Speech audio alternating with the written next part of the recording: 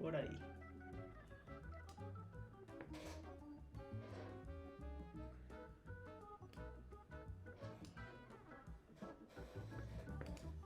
Chicos, avísenos en el chat si se ve la clase de Sergio para que pueda comenzar.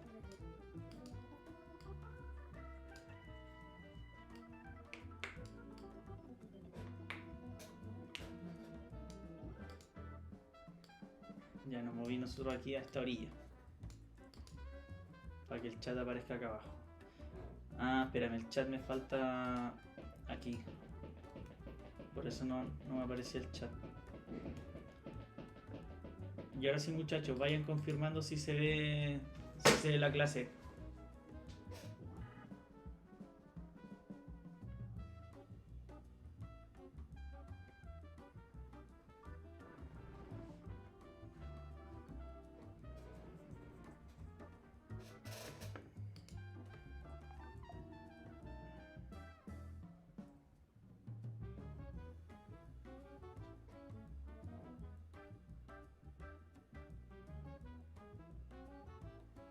Ya chicos, si se ve bien, ahí nos van avisando para que parta la presentación de Sergio. ¿Ya? Ya. Si se ve muy bien. Sí Si se ve. Ya. Ya, Si no tenemos. Vamos, estamos en condiciones de seguir. No Ya, tenemos chicos. problema entonces. Oye, los que están acá todavía en estas presentaciones, vayan dejando su correo electrónico y el lugar de donde van a internado.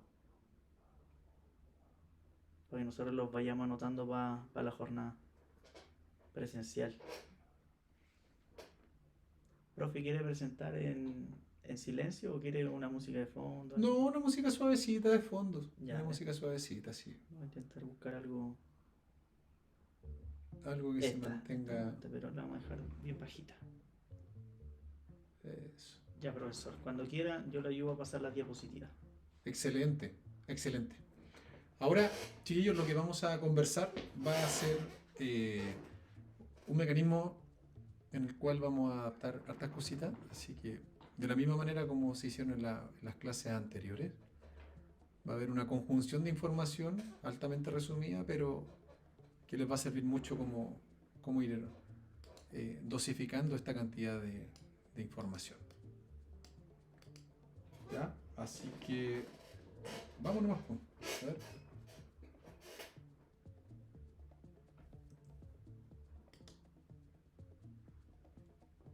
Ahí sí. Eso.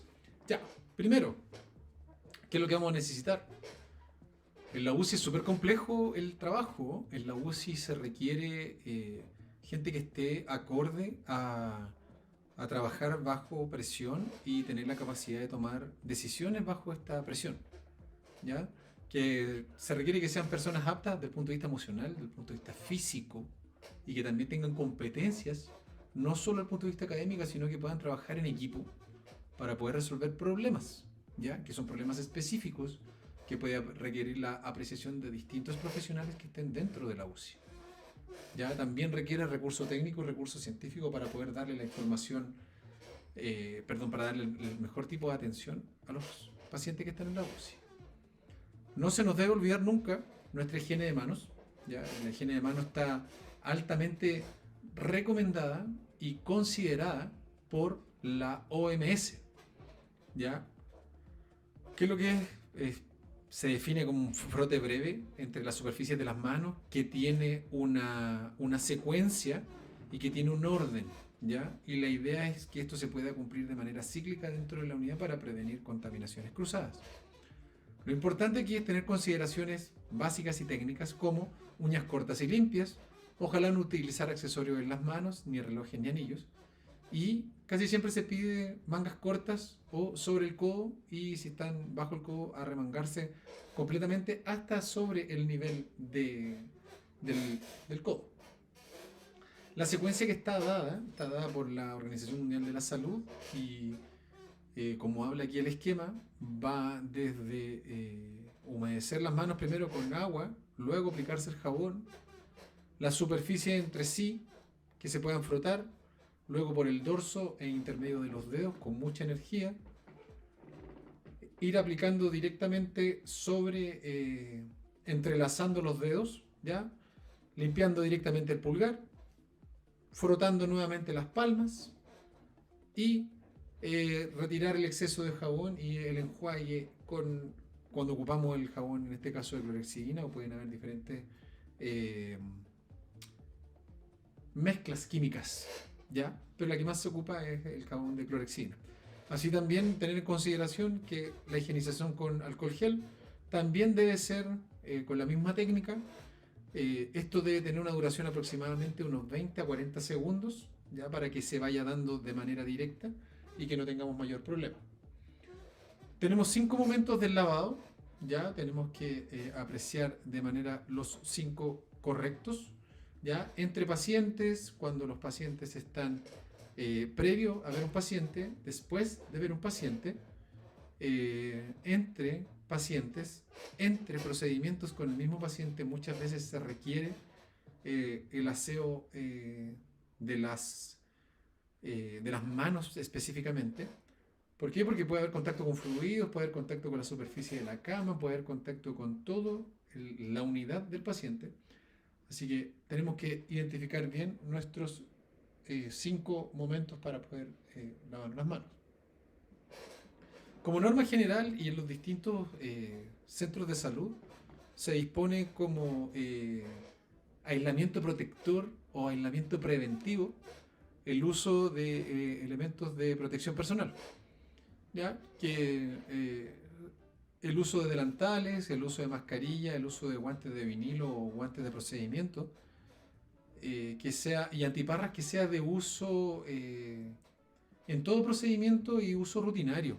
Ya no sabemos en qué momento vamos a estar expuestos a salpicaduras, fluidos corporales de alto riesgo o zonas de piel lesionada. Y para eso también tenemos que conocer las áreas, ¿ya? Las áreas dentro de la unidad. Hay un área limpia y un área sucia, ¿ya? Sabemos qué debemos tener dentro del área limpia. Ojalá al estar en contacto con el área limpia nosotros ya estar con el aseo en las manos, ver si vamos a conseguir algún tipo de medicamento, ¿no? Ustedes dirán, es que el área limpia y el área sucia es el mesón de enfermería. Claro, pero en la UCI, como es tan transversal, todos tenemos acceso al mesón y debemos cumplir con esas normas. Ya el área sucia no debemos mezclarla con el área limpia. En el área limpia debemos estar con las manos higienizadas, tratar de no manipular lo que se está manipulando sobre las bandejas de esa área limpia, que casi siempre es la creación de los medicamentos mediante las mezclas, mediante las proporciones que hace el equipo de enfermería básicamente. También conocemos las precauciones específicas que son normas que van de la mano según el riesgo de transmisión, y el riesgo de transmisión que podemos tener es a través de 3 mecanismos: contacto, aéreo y gotitas, ¿ya? Cada precaución siempre es anunciada con un cartel en la entrada de la habitación o en la entrada de la unidad del paciente, para tener en consideración directa los elementos de protección personal que yo debo ocupar previo a la atención al paciente. Sabemos que la precaución por gotitas son que los microorganismos pueden viajar a través de estas gotitas, que son mayores a 5 micras. Durante la tos, durante el estornudo, procedimientos como aspiración de secreciones, las gotitas pueden esparcirse a la distancia hasta de 1 metro. Así que si yo me voy a acercar al paciente a menos de 1 metro, debería ocupar uso de mascarillas para protegerme a mí mismo, y también uso de antiparras si voy a estar cercano a menos de 1 metro. Adivinen quiénes siempre están cercanos a menos de 1 metro de los pacientes. Somos nosotros.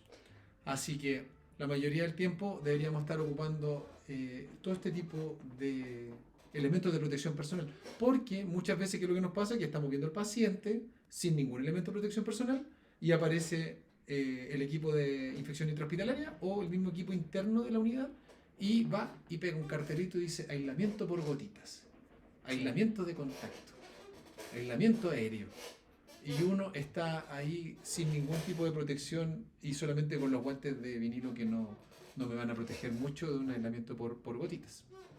La precaución aérea, tener en consideración que son diámetros menor a 5 micras o en el polvillo que pudiesen desplazarse este tipo de microorganismos.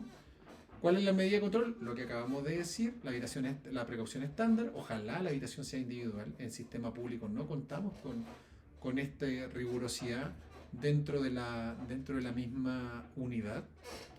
Pero sí contamos con salas de aislamiento en las cuales lo que más lo requiera, vamos a dirigirlo a esa sala para poder prevenir el contagio cruzado de diferentes microorganismos. Ojalá tener uso de mascarilla de alta eficiencia, una N95, y el uso de equipos médicos individuales, que eso ya está casi normado dentro de todas las UCI, que cada paciente tiene su monitor, cada paciente tiene su fogonendo, cada paciente tiene su atril para sus bombas, etcétera, etcétera, etcétera.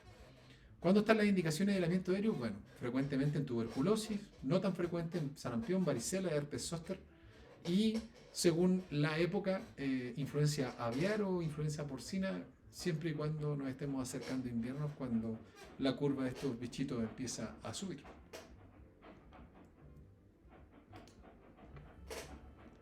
La precaución de contacto, que es la más frecuente en casi todos los hospitales,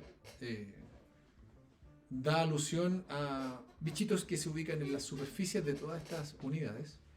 Y aquí lo importante es tener mucha precaución y ocupar siempre las precauciones estándares del reglamento de protección personal.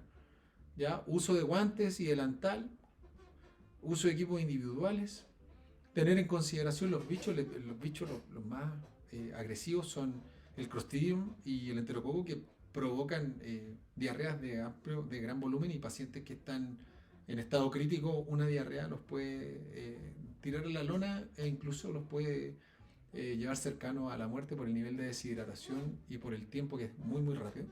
O si no, el empeoramiento de enfermedades que traía, por ejemplo, contaminar con Escherichia coli o contaminar con Pseudomonas, que serían regalarle un muy mal regalo a nuestros pacientitos. Flaco favor. Flaco favor. Primero, ¿qué vamos a hacer? Pues, ¿cómo vamos a registrar en la ficha nuestro tratamiento? Primero, tener en consideración, chiquillos, que sea claro, que sea conciso y que sea explicativo, para poder llevar a cabo nuestra atención kinésica, ¿ya? Siempre conversando con el equipo, mediante un lenguaje común, tratar de ocupar escalas conocidas, tratar de ocupar procedimientos que sean conocidos por todos. ¿Para qué? Para que el equipo también vaya entendiendo lo que yo estoy tratando de hacer.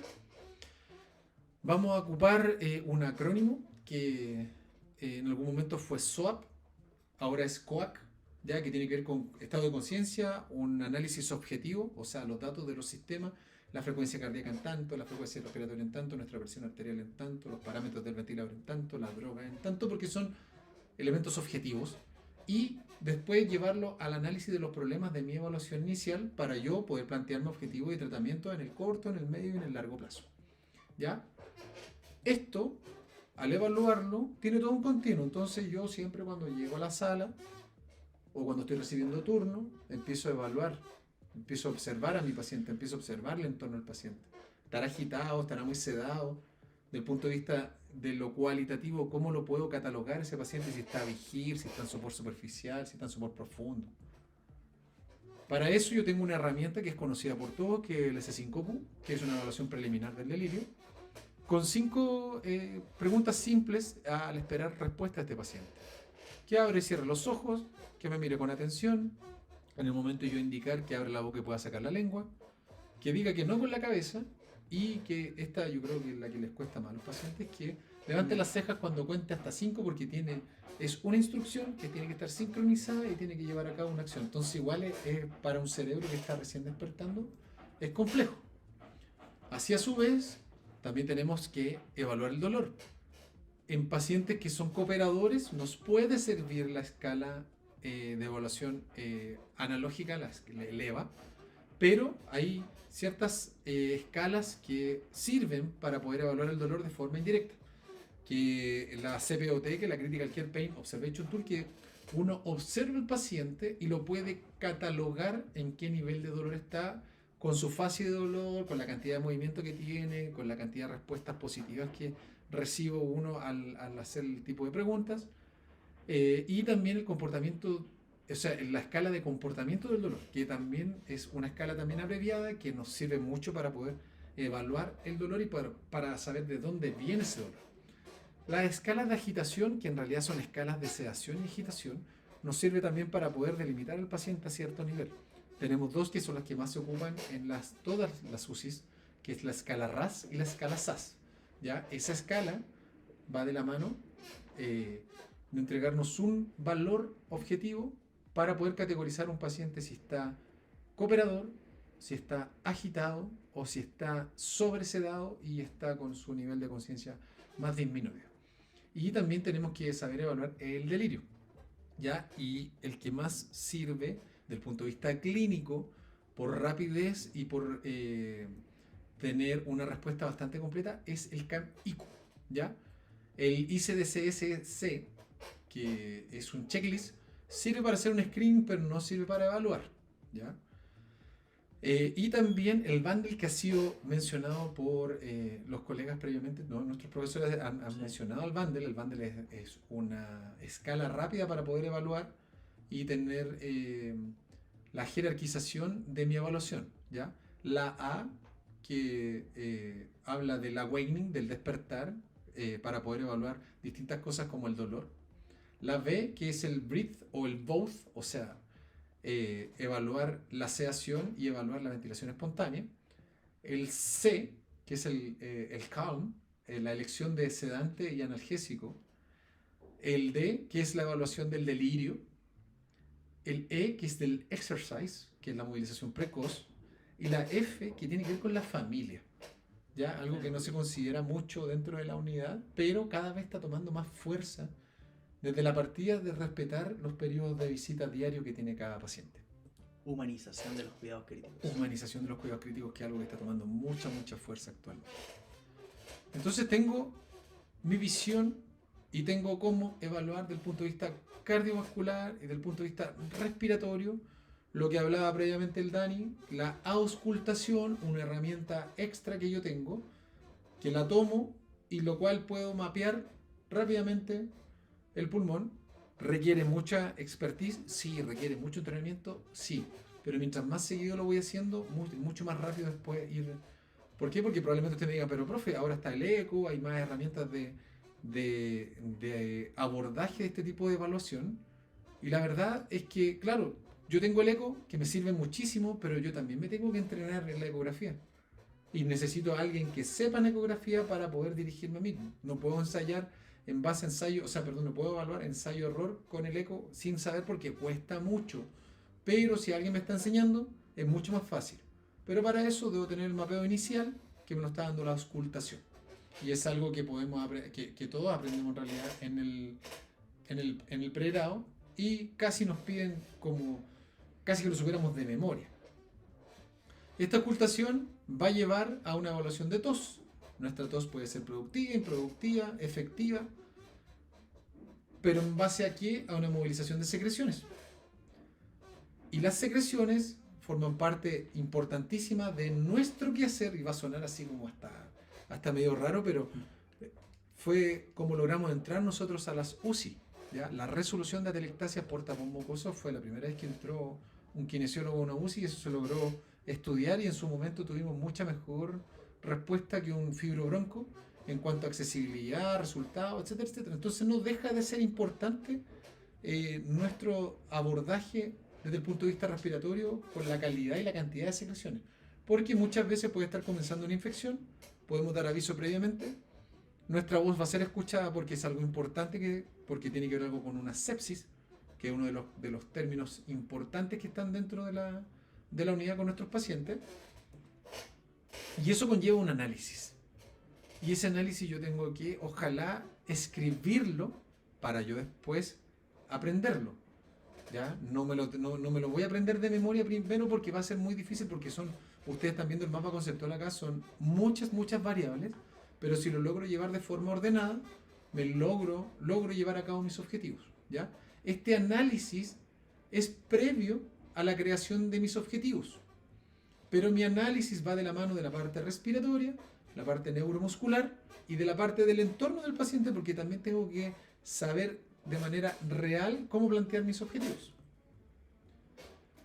Y al hacer todo esto, primero voy a plantear mi terapia, voy a saber cómo el paciente tolera mi terapia, si es que hay aparición de algo negativo, de alguna bandera roja, dolor, disnea, náuseas, inconvenientes, hemodinámicos. ¿Por qué? Porque el paciente se descompensó. ¿Quién hizo eso? El kinesiólogo. El kinesiólogo está moviendo al paciente, el kinesiólogo está haciendo que suenen las alarmas. Bueno, lamentablemente es parte de nuestro trabajo descompensar al paciente. Pero parte principal de nuestro trabajo es que la descompensación que nosotros provoquemos logre llegar a un nivel de compensación. O sea, ojalá encontrarlo, o sea, dejarlo como lo encontré. Talco. Dejarlo ordenadito para que no se enojen nuestros amigos TENS. Y ojalá todas las vías y catéteres que estén en su lugar, para que no se enojen nuestras amigas y amigos enfermeros y enfermeras, y que toda la fiesta se lleve en paz y se lleve en calma. ¿Quién dejó al paciente así? Oye, pero, a ver. Entonces uno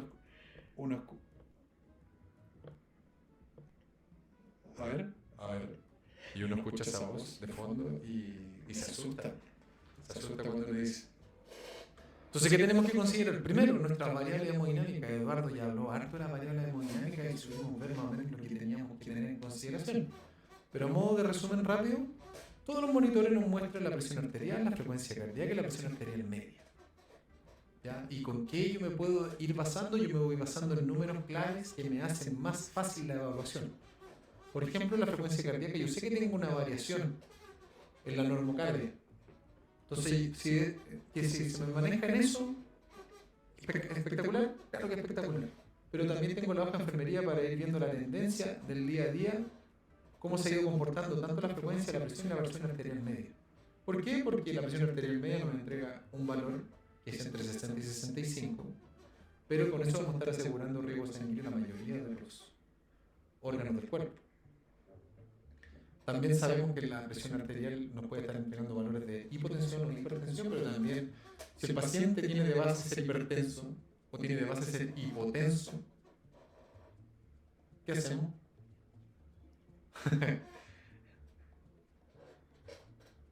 Tenemos que... Son años de estar escuchando. Y hasta actualmente se sigue escuchando. Nos sirve para tener de base cómo se está comportando nuestro paciente en base al ejercicio que estamos haciendo, porque hay que considerar que le estamos haciendo ejercicio a un paciente crítico, un ejercicio respiratorio o un ejercicio físico. Considerar que las unidades son grandes, que tienen muchas máquinas alrededor del paciente. La foto de la izquierda no se ve muy claro, pero son dos fotos que están tomadas desde casi la misma perspectiva, pero hay un paciente que está en ECMO. Un paciente que está... el ECMO es la oxigenación de membrana extracorpórea, que es la última, el último aporte que le podemos dar a un paciente en el ámbito del paciente crítico. O sea, es lo único que queda para salvarle la vida. Entonces, ¿voy a tocar a un paciente que está en ECMO? ¿Lo voy a mirar de lejos? ¿O sí voy a tratar de hacer todo lo posible para poder ayudarlo de la mejor manera? Claro, pero con la priorización que me entregaba Patrick. Con esa priorización yo digo, oye, el paciente ECMO no lo voy a mover solo, lo tenemos que mover entre 4. Requiere priorización, requiere coordinación.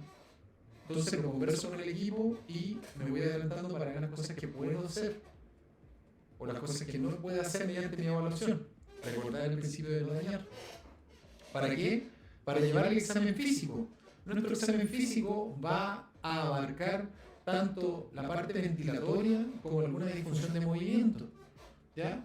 Lo que yo les decía, una inspección primaria, lo que yo estoy viendo en el momento de la entrega del paciente, una inspección secundaria, cuando yo entro a la sala del paciente y empiezo a evaluar, y después viene ya la evaluación mucho más acotada y específica en cuanto a la auscultación y a la evaluación de la tos. Entonces, si yo resumo esto, ¿cuál es el resumen? Que tenemos una inspección primaria, una secundaria y la auscultación. Y si nos vamos dando cuenta, son cosas que yo he visto en el pregrado, que las he visto de forma superficial, pero que ahora toman mucho protagonismo y que llevan un orden. Y ese orden también me ayuda a ir sacando conclusiones acerca del paciente e ir viendo qué tipo de cosas tengo que hacer, qué tipo de técnicas tengo que abarcar o quizás qué tipo de técnicas debo evitar. Entonces el examen físico, esto se ve mucho texto, pero yo se lo resumo, me gusta contarle la historia porque esto después le sirve para su estudio. Pero la observación en general, siempre es rápido observar como clave, mientras más bombas de infusión continua tenga un paciente, probablemente esté más grave. Y mientras más máquinas estén alrededor de la cama del paciente, también va a estar más grave. Entonces, ahí ya sabemos que si el paciente está lleno de bombados, si está lleno de máquina, ojo, tranquilidad, Ojo viejo. y ver de qué manera yo puedo ayudar de manera más eficiente al paciente. ¿Ya? Observamos al paciente después. Dentro de todas estas máquinas observamos al paciente. Y si el paciente está bien sedado, si tiene un estado de conciencia acorde, si tiene mucho elemento invasivo o no tiene tanto elemento invasivo, saber si puedo interactuar con el paciente y de qué manera estoy interactuando para ir evaluando la conciencia, el estado de cooperación del paciente y también observar el estado del ambiente. El ambiente, ya sea de todo el entorno del paciente o del ambiente de la UCI donde yo me estoy moviendo. Hay UCI muy permisivas, hay UCI donde hay mucho movimiento, hay otras UCI que no se puede mover nada sin la autorización de alguien, y uno no puede hacer nada sin tener la autorización de alguien. Hay otras unidades donde las cuales el trabajo es más fluido, hay más confianza y uno tiene más libertad para poder moverse previamente conversaciones. Ya estas conversaciones que se plantean en equipo, con el jefe del módulo, con la enfermera del módulo y con el kinesiólogo del módulo, y si es necesario, entablar conversación con el personal multidisciplinario que nosotros en el hospital donde yo trabajo, el Hospital Sotero del Río, contamos con fonoaudióloga de lunes a viernes, pero el fin de semana no contamos con fonoaudióloga. Entonces, para plantear los objetivos, muchas veces los fines de semana se empiezan a plantear los objetivos y tenemos que esperar hasta que lleguemos el día lunes para no tener ningún tipo de problema. Hay trabajos que podemos hacer nosotros, pero no corresponden. Pastelero tus pasteles y andamos todos ordenados. Pero también por eso se está pidiendo que haya abordaje de tanto de kinesiología como otro tipo de profesionales de la rehabilitación en UCI que estén 24, o por lo menos los 7 días de la semana. No necesariamente las 24 horas, pero sí los 7 días de la semana. Observar los carteles, las máquinas, como yo les decía, los carteles que siempre entregan información. Las máquinas de soporte, saber qué máquinas están, si es una máquina de diálisis, si es un ventilador mecánico, si son máquinas de ECMO o Novalanc, la cantidad de monitores que tiene dando vuelta, la cantidad de bombas de infusión que tiene dando vuelta, la cantidad de elementos invasivos que tiene el paciente, su estado de conciencia, que esté en alerta, ver cómo está temporoespacial, si obedece órdenes, ya lo de las 5 preguntas simples, evaluar con la escala de Glasgow, a pesar que la escala de Glasgow es para un paciente politraumatizado y se mal utiliza para evaluar conciencia, ya que existen otras escalas, pero la escala de Glasgow está casi incluida dentro de toda la hoja de enfermería. Y es como casi algo cultural dentro de la UCI, ¿ya? También está ver los estados de sedación y si esta sedación está aportando que el paciente esté sedado, está agitado. Y si está agitado, si está cursando con un delirio, ¿qué herramienta voy a tener para poder evaluarlo? ¿Ya? Esa es la escala de Glasgow que tiene que ver con apertura ocular, respuesta motora y respuesta verbal. ¿Ya? Entonces, la suma de todos esos da un Glasgow 15 y la suma de todos los malos da Glasgow 3. Así que si alguien le dice que tiene Glasgow 0, le está mintiendo. ¿Ya? Eso no existe el Glasgow 0. El Glasgow mínimo es el Glasgow 3. ¿Ya? Para que usted no cometa ese error y le diga, profe, está en Glasgow 0 porque no se mueve, no respira. Y no tiene ningún tipo de respuesta. No. Para afuera.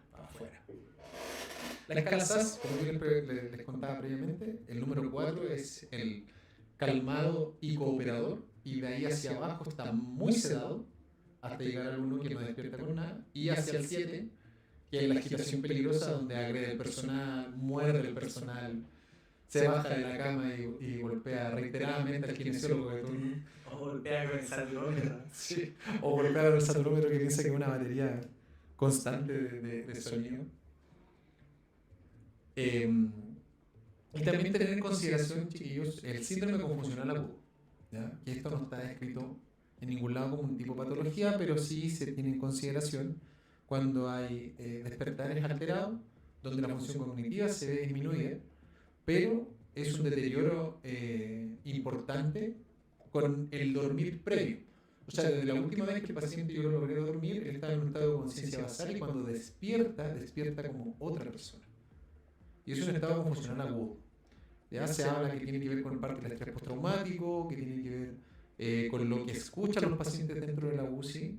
Los registros de los estudios, los registros personales de los pacientes hablan de que cuando ellos están sedados y tienen recuerdos, es como que si estuvieran en la guerra.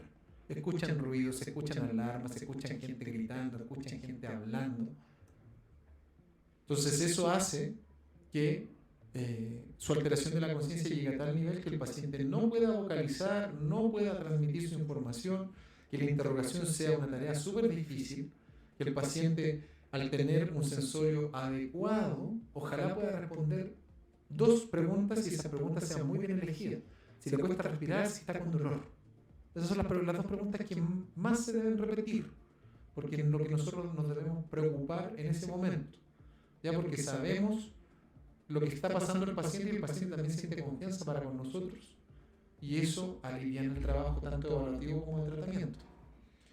Primero la evaluación, nuevamente observar la vía aérea artificial. ¿Qué vía aérea artificial tiene? Si está con un tubo, si está con una traqueostomía o si está con una vía aérea natural, sin interfaz artificial, con una interfaz de ventilación mecánica no invasiva o con una interfaz superficial de una celda de alto flujo.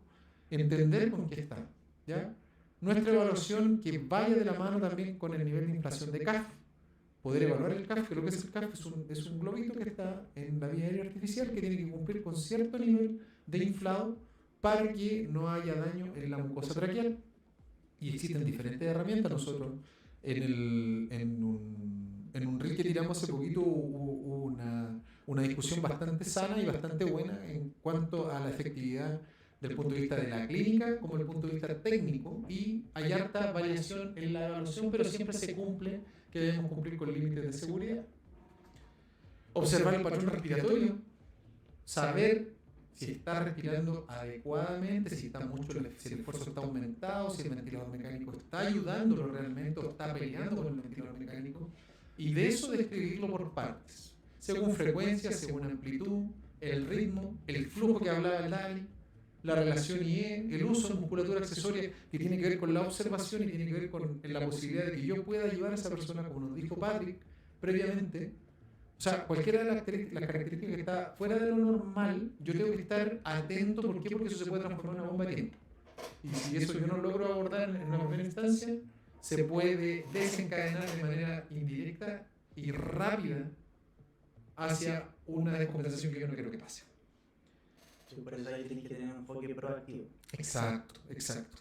La observación de los elementos del paciente, la sonda nasogástrica, las vías arteriales, las vías venosas, la cantidad de drenajes, la cantidad, si tiene abordajes quirúrgicos, saber si son grandes, o sea, si son pequeños por vía laparoscópica o si son grandes a través de cirugías grandes de contención que van a requerir 1, 2, 3 tiempos quirúrgicos. La presencia de colostomía, de marcapaso, las distintas sondas, la sonda urinaria, la sonda gástrica, saber la presencia de vías quirúrgicas. Y ahí ya va nuestra inspección secundaria. Y la inspección secundaria, lo que yo les decía, ver todo el estado del paciente, examinar el cuerpo. Yo en el momento de que llego, bajo las barandas y destapo al paciente, lo observo de forma pasiva, porque puede que existan movimientos parásitos o posiciones parásitos que estén de mucho tiempo. Puedo tener sangrados que estén pasando piola, que no estén siendo considerados porque están siendo de forma silente, de vía gástrica baja. Podemos tener sangrados de colon, podemos tener sangrados de las vías invasivas, del acceso tanto de la sonda Foley como de una sonda rectal. Tenemos que ir observando. ¿Por qué? Porque debemos dar aviso. ¿Por qué? Porque el paciente es crítico y frágil. Cualquiera de esas cosas puede provocar la descompensación completa del paciente. Y al evaluar activamente, yo ya sé que el paciente me puede seguir sin traer instrucciones, que puedo evaluar cierto tipo de movimientos, transferencia, la fuerza muscular, la funcionalidad global del paciente y poder ir discriminando distintos hallazgos para poder evaluar de manera correcta y dar el abordaje preciso para mi perfil de tratamiento. Entonces, yo observo, palpo y muevo. ¿Ya? Ese es mi orden para hacer las cosas y no dañar al paciente. ¿Ya? Observo, palpo y muevo.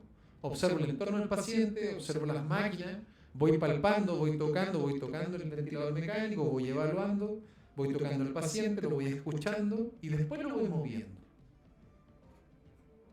¿Ya? El examen físico-torácico, ya sabemos, la primera parte, observar la coloración de la piel, la presencia de edema, que es muy frecuente en un paciente crítico. La conformación del tórax, si el abdomen está depresivo, indoloro, ya la presencia del abdomen y sus músculos, cómo están funcionando con el patrón respiratorio. Las articulaciones y los músculos, porque sabemos que desde la 16ª hora en la cual el paciente ya está conectado a ventilación mecánica con sedación, ya empezó a perder masa muscular de manera importante. Y eso tenemos que observar y tratar de minimizarlo al máximo con nuestro quehacer, tratar de despertar al paciente rápido, estar observando la evaluación constante para poder tener una desvinculación del ventilador mecánico lo antes posible, pero a su vez también promover la salud osteoneuromuscular con la movilidad, ojalá lo más activo posible, tanto de músculos y articulaciones, la observación de los vasos sanguíneos, cómo está la perfusión distal, la perfusión superficial, el llene capilar.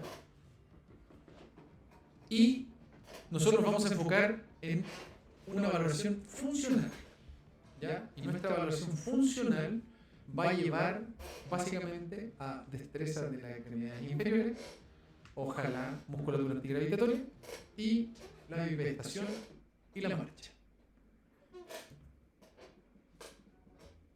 Nuestra primera presentación ha terminado. Notable, profe. Vamos a ir al tiro por la segunda, agarrando vuelo rápidamente.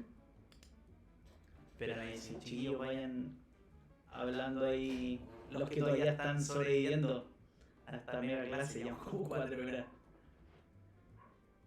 Hay 43 acá todavía. Chiquillos, vayan ahí diciendo si están vivos, si están sobreviviendo a esta oleada de información.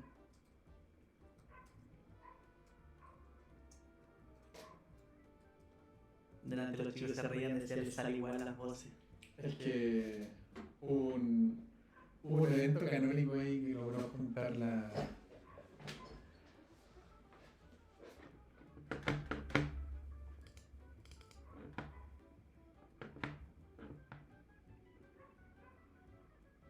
Eso tenéis que cerrarlo, ¿no?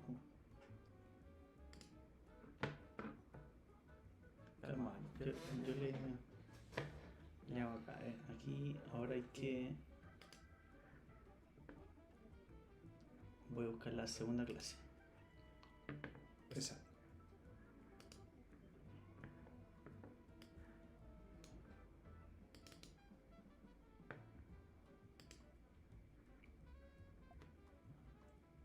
Ahí.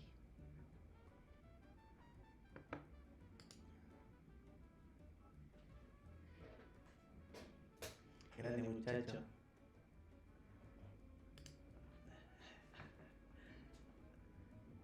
Al pie del cañón. No, los cabros se pasaron por el apañe. 44, la Jesús también. Ha sido larga la jornada. No, ha sido larga, pero... Provechosa. Sí. Ya, vamos a seguir ahora viene la segunda clase del Sergio. Eso. Yo creo que esta clase, la primera igual está súper aclaratoria porque es súper básica y Sí. al grano. No vamos...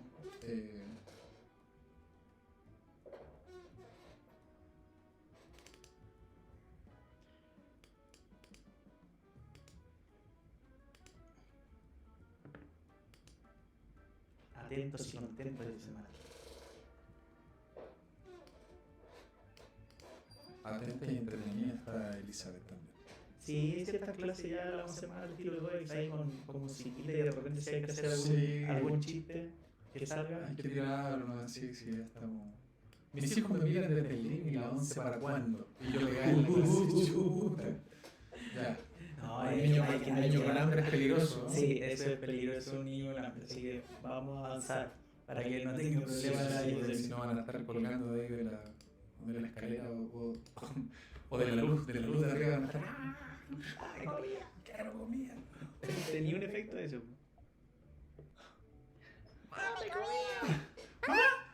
¡Mamá! ¡Mamá! ¡Mamá! ¡Tengo hambre! Ya basta. Ya, Ya, ahí está. eso. Adelante, Entonces, profesor. ahora, seguimos. La valoración funcional del paciente crítico. Primero, agarramos toda la información, razonamiento clínico, ¿cierto? Y el razonamiento clínico con nuestra evaluación nos va a llevar a la toma de decisiones. Pero tenemos que considerar los insumos dentro de la unidad, dentro de ese mismo razonamiento clínico, y la información, los conocimientos, la tecnología, el método que voy a ocupar y las diferentes escalas para poder llevar a cabo los distintos procesos. Esto nos va a llevar a una toma de decisiones, la cual vamos a tener que reevaluar con los mismos conceptos detrás, pero si tuve una equivocación, debo replantear mi estrategia, debo siempre tener un límite, un sesgo de autocrítica y de humildad. ¿Ya? Yo me puedo equivocar o puedo dudar, pero mi decisión no puede estar tomada con duda. Entonces, por eso es mejor que yo pida ayuda a alguien que me pueda asistir de manera directa y que me pueda dar más confianza en lo que yo estoy planteando, porque quizá lo que estoy planteando no está correcto y estoy muy adelantado o estoy muy atrasado, ya en base a mi inexperiencia. Entonces, al pedir ayuda, no hay ningún problema en el que el de al lado pueda decir, ¿sabes qué? La decisión que estoy tomando está muy apurada, yo creo que le falta un poquito, le falta esto, le falta esto otro. O, al contrario, yo creo que tu decisión está bien, hay que darle, hay un cierto sesgo de riesgo, pero vamos. Entonces, al tener nuestro razonamiento clínico, que es súper distinto como lo planteamos con respecto a medicina y enfermería, medicina siempre está súper clara con que tiene un diagnóstico, tiene una indicación, y esa indicación lleva un tratamiento, y después hay una reevaluación médica después de nuestro tratamiento. La quine por 3. Pero nuestro razonamiento clínico va con una evaluación kinesiológica, un diagnóstico que lo planteamos para nosotros, no es algo que planteemos en la hoja de evolución o para comunicarlo a los otros colegas que están alrededor de nosotros, sino que con eso podemos plantear objetivos y con eso planificamos. Y la planificación es un tratamiento que puede ir cambiando con respecto a las necesidades del paciente. Y esos cambios los planteamos nosotros. Y los médicos, yo se lo doy por seguro, que ninguno se va a meter en el trabajo de nosotros, especialmente las camadas más actuales, respetan mucho el trabajo de nosotros y confían mucho en el trabajo de nosotros. También por eso nosotros tenemos más responsabilidades ahora dentro de las unidades. Ahí hablaba de las herramientas de evaluación funcional. Ahí tienen todas las herramientas de evaluación funcional que existen para una evaluación de un paciente en la UCI. Entonces, ¿qué es lo que hago? ¿Qué es lo que elijo? ¿Qué es lo que tengo planteado? ¿Voy a poder hacer toda esta evaluación? Probablemente haciéndolas todas las evaluaciones me demore, no sé, unas 2 horas por paciente. ¿Tendré el tiempo suficiente para poder evaluarlo? ¿Podré hacerlo en base a las necesidades del paciente? ¿O quizás necesita algo más preciso y conciso? Como dicen los grandes, ya a esta altura, próceres de la ventilación mecánica, porque nos dejaron mucho el año pasado y el año antepasado, pero dentro de los grandes de la ventilación mecánica siempre les dicen, ventile en la modalidad que usted mejor conozca. Haga el abordaje del paciente de la manera que usted mejor lo conozca. No se ponga a inventar, no se ponga a improvisar, sino que hágalo con la herramienta que usted mejor maneja. Entonces, de todas las herramientas que tienen ustedes ahí, yo les recomiendo que ocupen las que mejor saben ocupar. ¿Ya? Nosotros le estamos dando un planteamiento general y básico con respecto a eso. ¿Por qué? Porque nuestra experiencia ha sido en base a que funcionan de mejor manera ese tipo de herramientas que están con evidencia detrás, sustentadas, y por la utilidad, el tiempo y la carga asistencial, poniéndolo todo en una balanza. Entonces esto es como un equilibrio y un juego bonito de las. Yo les planteo esto porque lo que se viene amasando hace harto tiempo en distintas unidades se ocupa, en otras unidades no se ocupa porque es más difícil desde el punto de vista de la carga asistencial. Pero el manejo de la CIF, que está dado por la OMS, que es la Clasificación Internacional de la Funcionalidad o Funcionamiento, es una escala que minimiza el abordaje de la evaluación de los pacientes. Pero esa minimización la hace en base a distintos conceptos y a distintas codificaciones. Y ahí está lo difícil. Aprenderse las codificaciones o poder plantearlas de manera lo más correcta posible lleva mucho tiempo.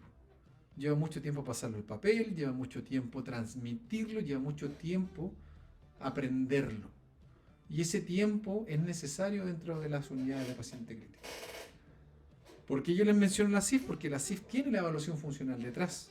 La evaluación funcional que nosotros ocupamos para medir nivel de actividad, nivel de participación, las funciones corporales, pero nos sirve de manera equiparada para conocer el antes y el después del paciente. El previo, cómo estaba en la casa, qué cosas hacía en la casa, trabajaba, tenía una vida independiente, etcétera, etcétera. Es muy distinto plantearse objetivos con una persona que estaba postrada, hizo una neumonía aspirativa, después de eso hizo una insuficiencia respiratoria aguda, la cual le hizo caer a los cuidados intensivos, a que era una persona joven, activa, que tuvo un accidente y le hizo caer a unidad de cuidados intensivos. Son dos cosas distintas y nosotros tenemos que plantearlas de manera más correcta y real, ¿ya? Existe poco acuerdo en la estandarización de la evaluación que sea sistemática sobre el estado funcional, pero sí se recomiendan el uso de distintas escalas para poder unificar los criterios, ¿ya? Entre las cuales las más conocidas son el NRC, el FCCICO, que es una escala funcional que tiene una traducción al español que fue hecha por un colega chileno, que es Felipe González, que esa traducción ya es aceptada y es la escala que estamos ocupando hace más o menos 4 años, que es la escala que logró traducir Felipe y la que ocupamos actualmente a nivel transversal en casi todas las unidades de cuidados intensivos, ¿ya? Tenemos otro tipo de evaluaciones, pero que tiene que ver mucho con el FCCICO, o sea, el giro, las transferencias, la marcha, la bipedestación, etcétera, etcétera. Y una gran evaluación la logramos simplificar en un FCCICO y en un MRC. Entonces son dos herramientas fuertes que nos entregan mucha información. Esa valoración funcional, recordamos de nuevo el ABCDEFG, para tener una condición pre-UCI y una condición post-UCI. Y en el momento del despertar, ya empezar a saber las cosas que tenemos que hacer en nuestra planificación a futuro, que puede ser en la misma sala de UCI, en la sala de hospitalizado, o quizás requiere una interconsulta a kinesiología ambulatoria y darle un abordaje a la sala de rehabilitación. Primero, identificar cuál es nuestra deficiencia. Saber el estado funcional pre-UCI, pero en el momento que llega el paciente a la UCI, saber con qué lo tenemos que evaluar. Hay diferentes herramientas médicas, herramientas enfermerísticas y herramientas kinesiológicas, pero lo principal es medir el estado de gravedad, que se mide con APH2 y SOFA, saber cómo está la función respiratoria, el soporte hemodinámico y la estructura muscular, que eso ya es más kinesiológico. En el momento del despertar, saber la función respiratoria, la hemodinámica que está transversal en todo el pasar del paciente dentro del hospital, dentro del despertar, saber la función cognitiva y la función de su calidad de sueño, y así también el riesgo de escaras que puede tener el paciente con su riesgo de inmovilidad. Y ya de salida o en la misma sala, saber cómo se ha ido comportando las funciones cardiorrespiratorias, la cognitiva, la fuerza y de nuevo la calidad del sueño, porque se ve muy afectada, y siempre el riesgo de escaras o úlceras por presión o heridas por presión, que son diferentes nomenclaturas que se están ocupando actualmente. Saber cuál es mi limitación de la actividad, que esto es transversal también en todo el paso del paciente hospitalario, y saber cómo está su movilidad funcional, su funcionalidad global, saber desde el punto de vista específico su acondicionamiento cardiovascular, su equilibrio y balance, y saber específicamente la tolerancia al esfuerzo, porque ha sido un cuerpo que ha estado en reposo mucho tiempo mediante medicamentos, inmovilidad, sedación, ventilación mecánica, estado basal de la enfermedad que está muy grave, que hay que bajar los niveles de consumo de oxígeno al máximo y subir las dosis de sedación. Aparece el bloqueo neuromuscular, muchas cosas aparecen que le hacen mal al paciente. Yo sé que le va a hacer mal, pero en el momento estamos luchando por su vida y es algo necesario de hacer en ese momento. Así que tenemos que saber que es un costo que tenemos que pagar y tratar de resolver ese costo cuando ya la deuda empieza a disminuir. Tener herramientas evaluativas previo al ingreso, tratar de conocer el Bartel o conocer el SF36, que es una encuesta de calidad de vida, o el fin previo del paciente para saber en qué me estoy metiendo. Saber mediante entrevistas con la familia, dar a conocer un índice de Bartel, un índice de CATS, que son actividades básicas de la vida diaria que me sirve para plantearme una base del paciente. Y con eso evaluar el riesgo de caída, su calidad de vida y tener encuesta de satisfacción. Entonces yo ya tengo un ambiente previo a la UCI y sé a qué puedo llegar después de la UCI. Sabemos que el índice de Bartel evalúa la independencia y en 10 actividades de la vida diaria: comer, bañarse, vestirse, deposición en micción, el uso del baño, las transferencias, la deambulación y el subir escaleras.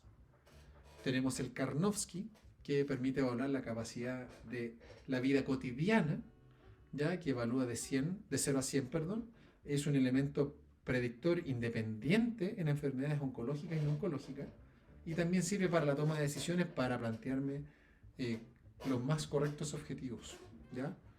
Sabemos que la puntuación está ahí, va de 100 a 0, 100 es normal, hasta el 70 que es capaz de cuidarse por sí solo, pero ya entre el 60 y el 40 va requiriendo cada vez más ayuda, y bajo el 40 ya estamos hablando de un paciente que probablemente esté en un estado de postración y grave.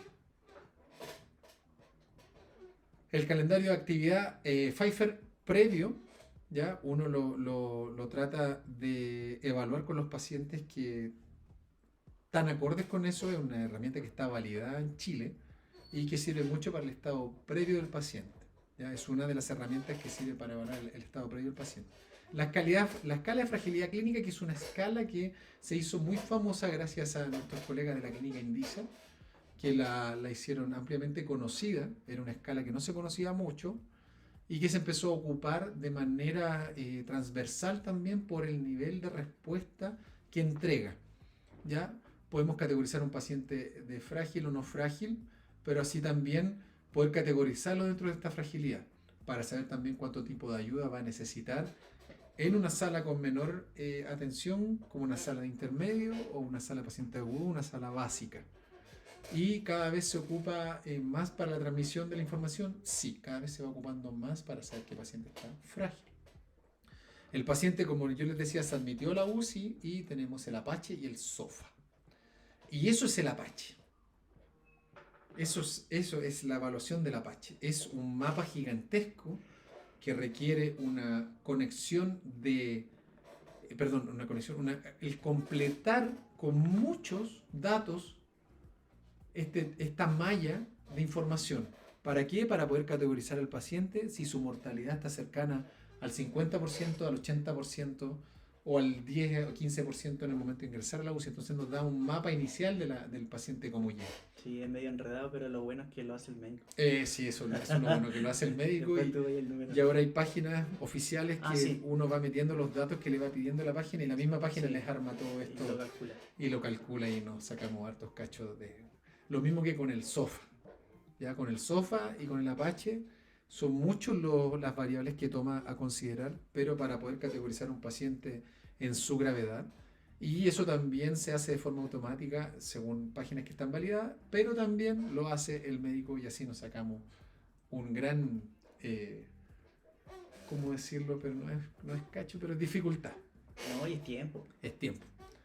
Entonces, lo que tenemos que tener claro, un SOFA mayor a 15, una mortalidad mayor al 90%. Mientras más órganos tenga comprometidos, la mortalidad es más alta. O sea, si tengo falla renal, si tengo falla respiratoria, si tengo falla hepática, tengo una mortalidad de un 82%. Despertó el paciente, el awakening, el momento de mayor eso provoca un quiebre dentro del pasar del paciente crítico dentro de la unidad. Cuando el paciente empieza a despertar o está las ganas de empezar a despertarlo, ya empieza a cambiar todo el sistema de abordaje de ese paciente. Entonces, yo evalúo en ese momento la capacidad de cooperación, la conciencia, puedo evaluar el dolor, evalúo la sedación, evalúo el S5Q, que es el nivel de conciencia y que me pueda cooperar. Entonces yo ya tengo 3 evaluaciones de la parte cognitiva y de la parte de su cooperación. En el momento del despertar, evalúo el S5Q, que ya es un test antiguo. Recuerden, son 5 instrucciones simples. Míreme, abre y cierra los ojos, saque la lengua, levante las cejas cuando cuente hasta 5 y dígame que sí con la cabeza o asiente con la cabeza.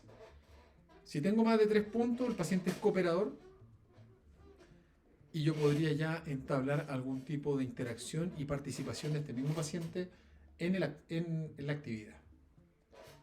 Después de eso, evalúo la función respiratoria, ¿ya? Al evaluar la función respiratoria, tengo distintas aristas para poder observarla, para poder evaluarla. Tenemos el trabajo respiratorio, tenemos el patrón respiratorio, la oxigenación y la ventilación. Y todo esto está dado por la misma CIF, que lo habíamos hablado previamente, pero es algo que venimos haciendo de manera independiente hace harto tiempo. Esa es la codificación que nos da la CIF. Si se dan cuenta, tenemos tiempos de UCI, admisión, despertar y la salida.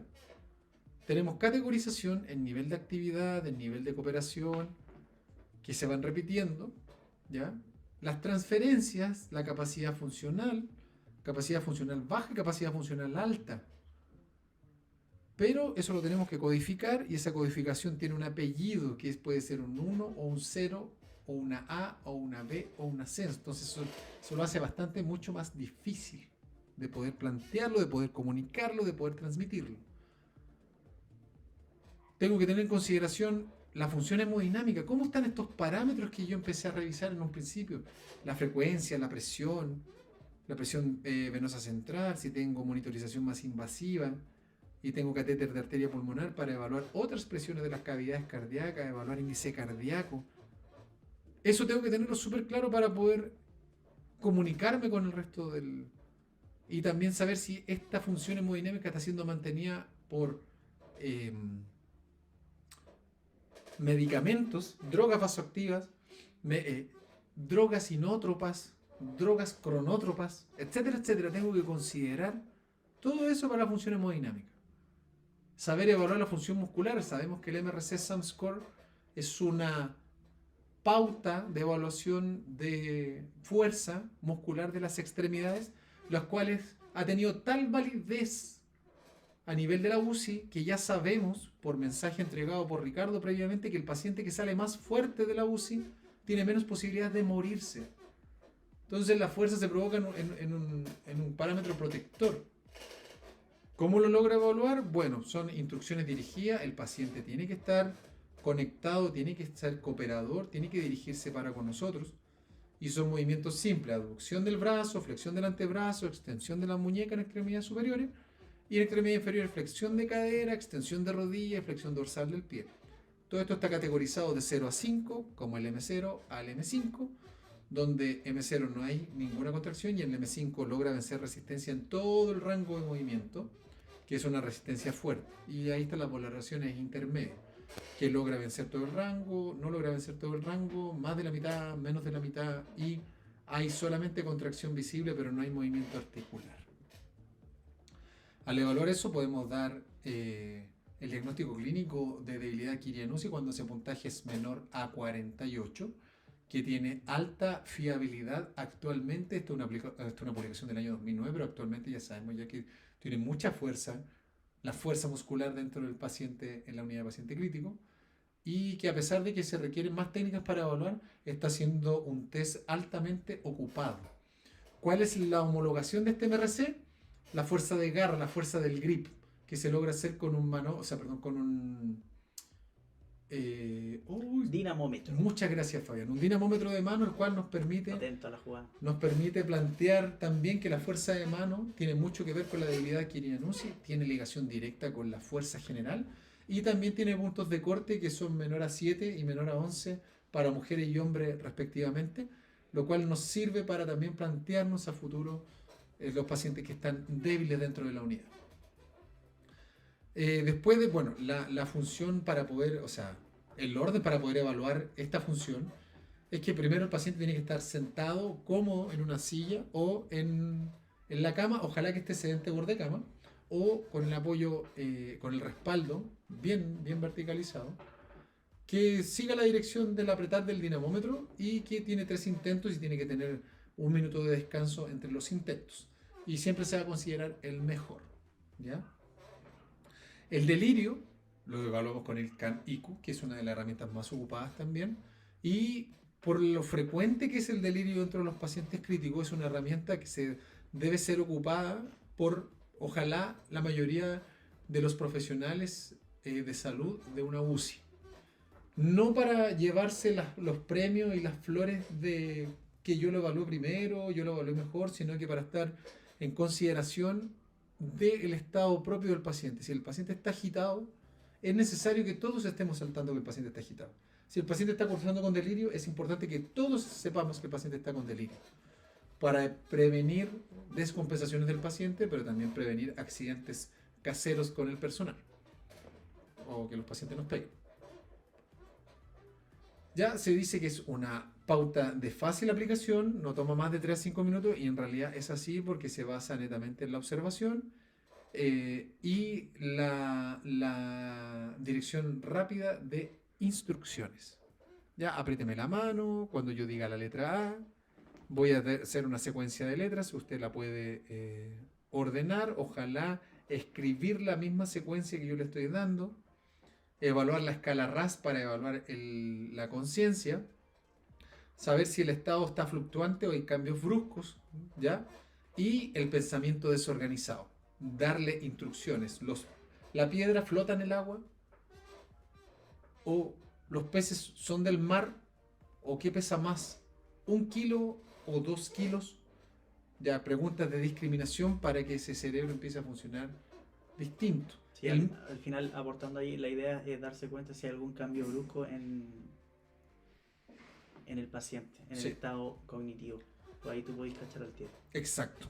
El mini mental, que son preguntas rápidas, son preguntas dirigidas en cuanto a orientación, a registro, lenguaje, sirve mucho para saber si hay deterioro cognitivo según los años de escolaridad, especialmente en edades más extremas, en la tercera edad especialmente, donde antiguamente no era tan masivo el acceso a la educación.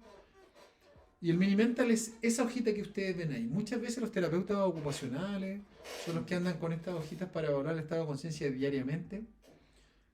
O si no, lo hace el equipo de enfermería o lo hace el equipo de fonoaudiología, o incluso hay lugares en los cuales los kinesiólogos también estamos a cargo de la evaluación diaria y constante del mini mental.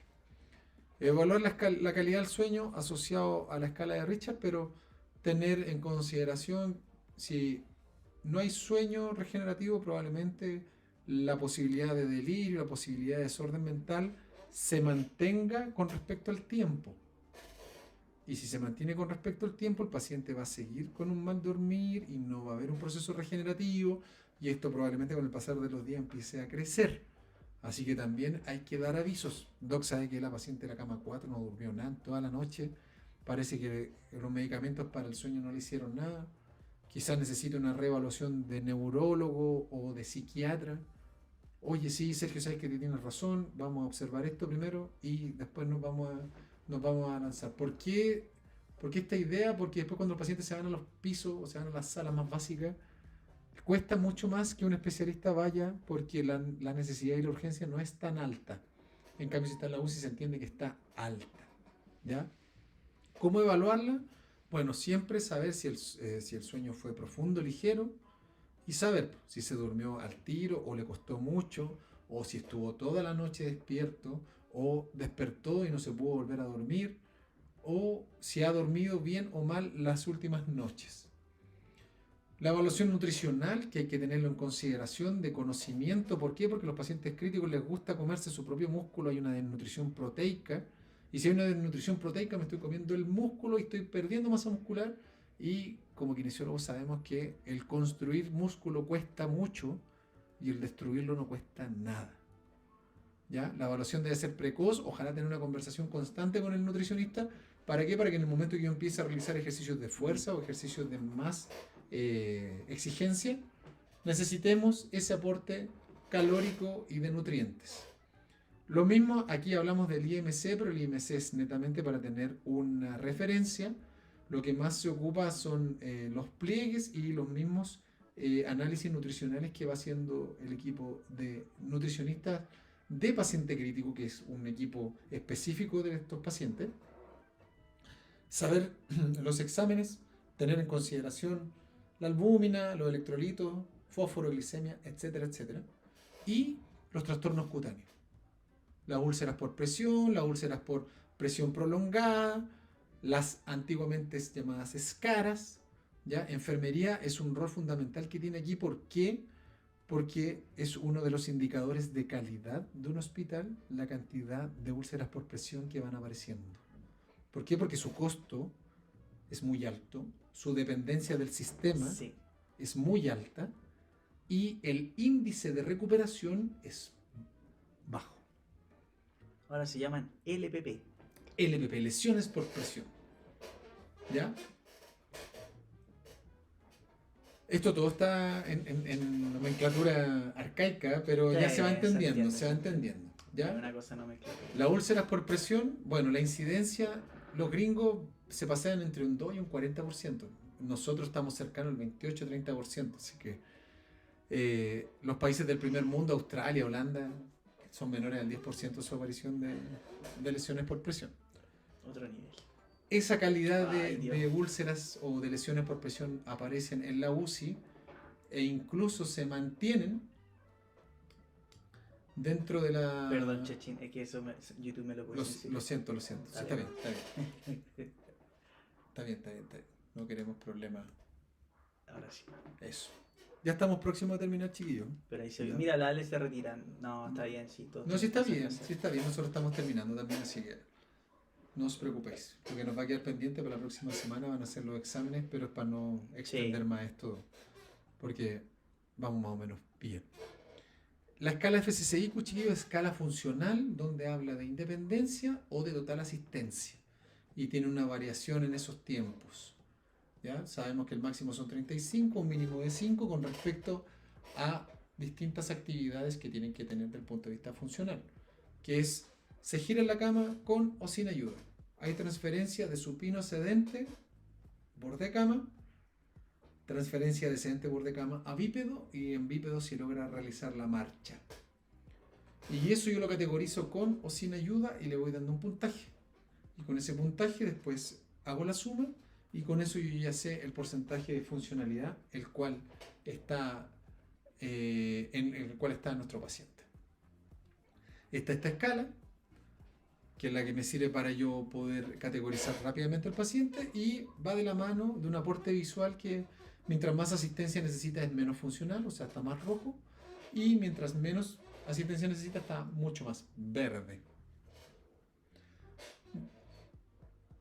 Escalas anexas como el PFIT, que es de un poco más, es más difícil llevarlo a cabo, porque es una herramienta del punto de vista funcional que nos sirve para evaluar y para poder prescribir distintas actividades, pero mide muchas cosas, y ahí estamos con el gran problema con los tiempos dentro de la unidad.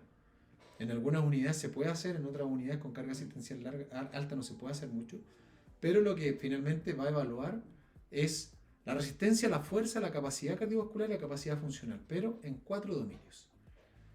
La cantidad de asistencia para sentarse y pararse, la fuerza de flexión de hombro, la fuerza de extensión de la rodilla y si logra manchar en el lugar. Pero si se dan cuenta, esas son actividades que ya medimos previamente con el FCCIQ y con el MRC, entonces estar evaluando 2 veces la misma variable igual es tiempo y es difícil de hacerlo. Tienen en consideración la asistencia, la cadencia, el nivel de fuerza de hombro y de rodilla, y todo esto está puntuado. Esa puntuación se lleva a un total y ese total categoriza al paciente.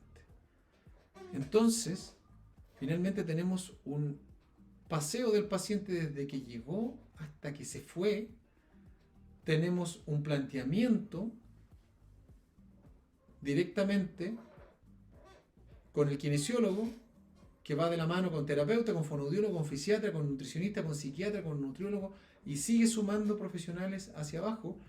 Ahí hay una línea transversal que el equipo de enfermería, tanto TENS como enfermería, están presentes también en todo esto, y debemos tomarlos más como una alianza a algo de estar discutiendo y estar peleando por los espacios. Ya nuestras pegas son completamente distintas. Estamos dando un abordaje completamente distinto a los pacientes. ¿Ya? Como resumen, el índice de actividades básicas de la vida diaria va a resumir todo nuestro quehacer que hicimos dentro de la UCI y vamos a evaluar cómo está saliendo este paciente de la UCI y del hospital. Para eso, evaluarlo ojalá con el mismo que hemos evaluado previamente, que es el índice de Bartel. Entonces tenemos un Bartel pre y un Bartel post. Con eso también la medida de independencia funcional pre y post, y la escala de ranking modificada, que también nos sirve para hacer un post. ¿Cuál es la que más nos sirve? ¿Cuál es la que más se ocupa? El índice de Bartel, el que más se ocupa. ¿Ya? La escala de independencia funcional tiene 2 ítems, uno motor y uno cognitivo.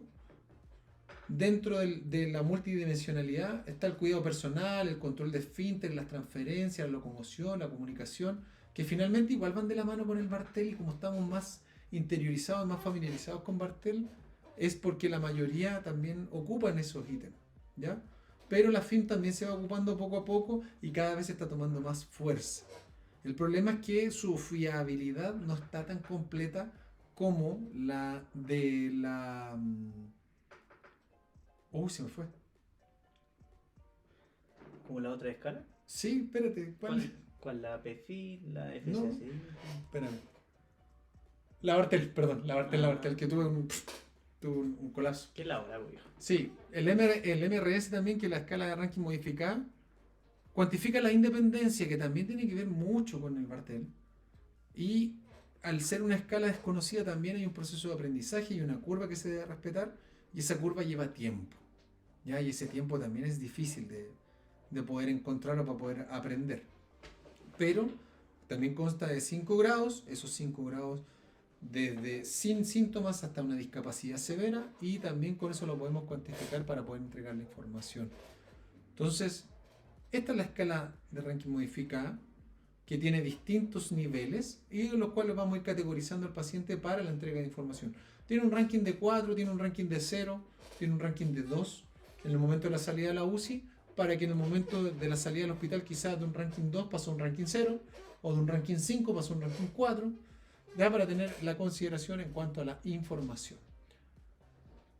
La evaluación de riesgo de caídas, la escala de balance de Berg, que es una escala que conocen muchos colegas, que no necesariamente hayan pasado por la UCI, pero tiene alta fiabilidad, su criterio predictivo y su validez de constructo ahora está con más fuerza. Hace poco salieron unas publicaciones que tienen que ver con la escala de balance con el riesgo de caída, y que cada vez va tomando mayor fuerza también a la salida de la UCI con respecto a la gravedad de este paciente.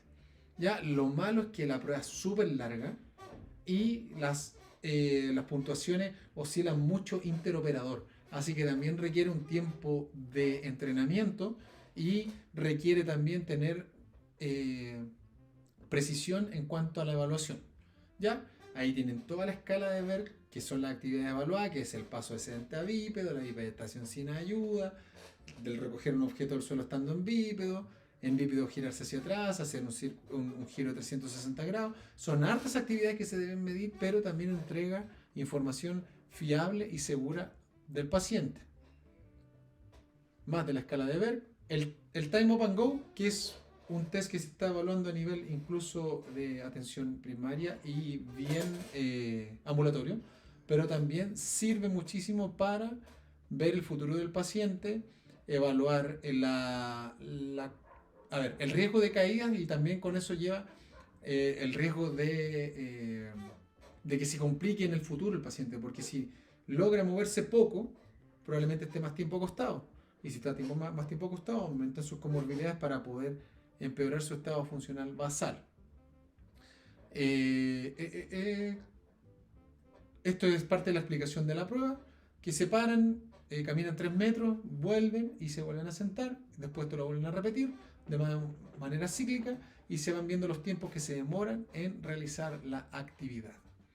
Ya sabemos que mientras un mejor test tiene más independencia y un menor test tiene más riesgo de dependencia o ir bajando su independencia. La evaluación del desacondicionamiento físico, nuestra hermosa escala de Borg, pero que está bastante manoseada dentro de la UCI porque la mayoría de los pacientes tienen desacondicionamiento, la mayoría de los pacientes presentan una fatiga basal, lo cual no nos sirve mucho de comparación para tener un Borg basal del paciente, sí para tener números y poder evaluar la fatiga, pero no nos sirve mucho para tenerlo en consideración. Saber que el Borg va de 0 a 10, mientras más cercano a 10 es más alta el nivel de fatiga, y esto es algo idealista que se plantea en algunas UCIs, en otras no se puede por espacio y por fragilidad y precaución de no hacer más daño a los pacientes, pero el test de marcha 6 minutos. Y se ha hecho, sí, se ha hecho. Es buen predictor de muerte y de morbilidad, es súper buen predictor de morbilidad. Y también nos sirve como test cardiopulmonar. ¿Lo hemos hecho? Sí, yo en la unidad en algún momento se hizo un test de marcha medio modificado, no con los 30 metros de largo, sino que con 15, pero se logró hacer en un par de ocasiones con el tiempo que yo he pasado en esa unidad. Pero también ha servido de mucho. Nos sirve para evaluar la presencia de disnea en base al desacondicionamiento físico o el acondicionamiento físico y la respuesta clínica con respecto a esto. Hay publicaciones hechas por colegas chilenos que hablan de la seguridad, de cómo se comporta la frecuencia cardíaca y cómo se comporta también el estado funcional del paciente con respecto al test de marcha 6 minutos. La escala de disnea, que es una escala que va de la mano con la MRC, que está modificada, que es muy similar al Borg, pero que es mucho más acotada y tiene en consideración básicamente la presencia de disnea. El FCC-IQ, que como les decía, predice el alta a la casa después de la UCI desde el punto de vista funcional, que como conclusión es una herramienta que se puede ocupar de forma segura, entrega información importantísima y podemos transmitirla a otros colegas, a otros turnos o a la familia del paciente para el momento en que van saliendo.